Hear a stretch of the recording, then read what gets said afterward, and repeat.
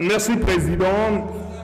Honorables membres du bureau, honorables députés, chers collègues, il est temps pour moi de vous dire merci.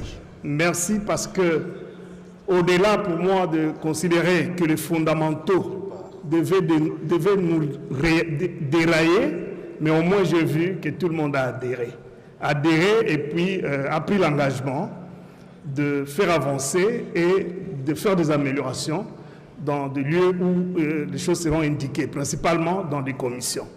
Mais il qu'il y a des questions directes qui méritent quand même quelques réponses. En principe, pour la catégorisation à 60 ans, nous sommes un pays où nous pouvons définir nos critères, mais au moins on a donné des référentiels. Donc, les éléments sanitaires, espérance de vie, la malnutrition, vous savez quel est l'état sanitaire de ces personnes s'ils arrivent à 60 ans déjà, et aussi la qualité de la nutrition, hein, c'est pas moi comment, de l'alimentation. Et puis l'environnement immédiat aussi crée beaucoup de problèmes. Aujourd'hui à Kinshasa avec l'insalubrité. Là on parle que de Kinshasa.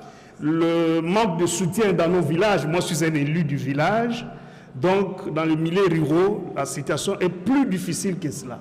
Donc les amis avec qui vous avez étudié à 5e primaire ou en secondaire, si vous le regardez aujourd'hui, il y a de quoi dire que c'est normal qu'on puisse avancer. J'ai une petite expertise en anthropologie. J'encaisse tout ce que le prof honorable Joly l'a dit tout à l'heure.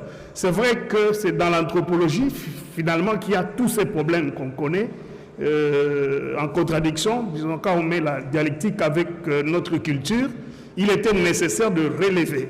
Et d'ailleurs, c'était ça qui a fait qu'au niveau des Nations Unies ou au niveau des conférences africaines ou dans des sous-régions, qu'on puisse encadrer les personnes de troisième âge. Donc, je reviendrai à vous et on va continuer pour apaiser les termes locaux en tirant au moins l'écriture, parce que quand on va dans la loi, je pense qu'il faut éviter la coutume et remonter les choses au niveau des standards acceptables, parce que nous-mêmes on a consulté la loi de ceux qui ont l'expérience de la gestion des personnes de troisième âge, la loi française, au niveau du code de la Côte d'Ivoire.